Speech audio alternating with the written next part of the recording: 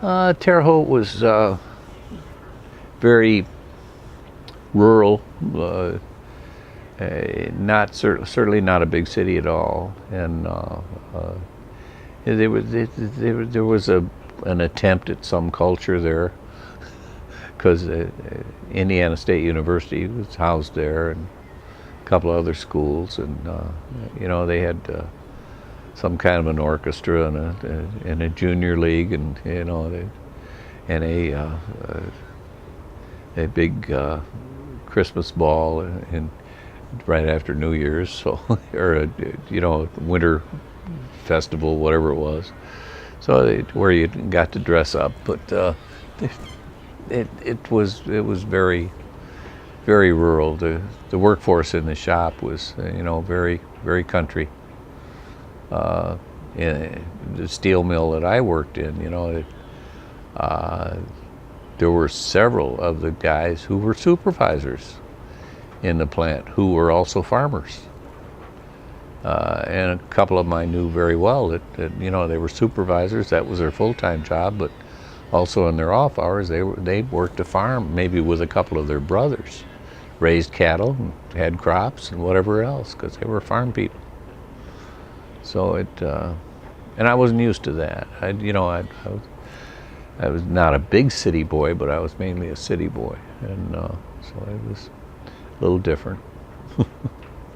She was busy raising 4 kids. Well, when we moved to Chicago, it was in 1972.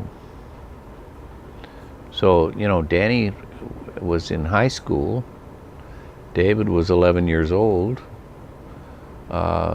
Michelle was, Melanie was a baby, like 18 months old, I think she was, and Michelle was about 3. So, they were little there. I doubt if the girls even remember Terre Haute.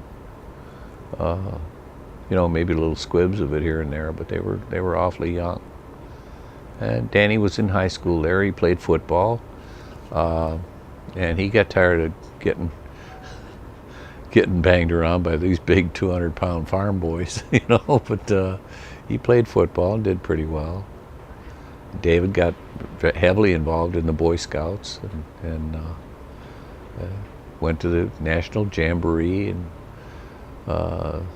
so we had good times there.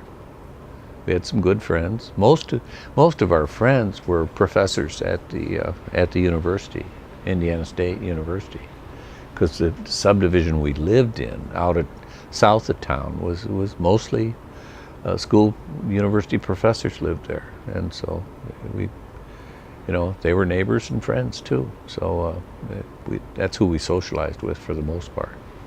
Chicago for 3 years, and then I went for 2 years to Terre Haute, Indiana, because I left Honeywell at that point and went with National Steel.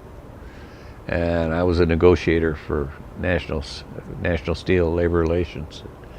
And of course they had a pattern of a 3-year contract, and so just once every 3 years you'd negotiate. So in between times I was assigned as a labor relations manager for a steel fab facility in Terre Haute that National Steel owned, and it was a mill, fab mill, of about 500 people, and again, typical Chicago Steelworkers Union. It was. We had a strike there too, but yeah, I was always on management side. You can't play both sides of that game. You have to be on one side or the other. I grew up on management side. The strikes I've been involved with, I don't think they were because of anything that necessarily happened in negotiations. Those strikes were probably looming before negotiations even started, because the first strike I had was Honeywell in Chicago, and then the next one was the steelworkers in Indiana. Was people were angry over what had gone on through the life of the contract just ending, and they wanted some changes, and management would not pay attention to them. and unfortunately, I got caught in the middle. So a lot of them respected me.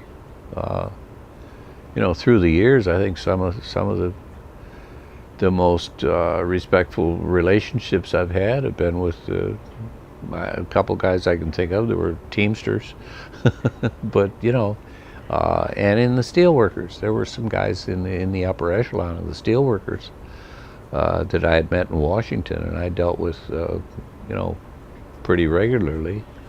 They were very honorable guys. They were guys that, when you shook their hand, you had a deal. They wouldn't go back on you, and that was the good old days. But but a lot of the union people hated my guts, and that, I think, mainly because of what I represented. I represented management, and I was the spokesman for management, and that's what I did for a living. So it was some tough times.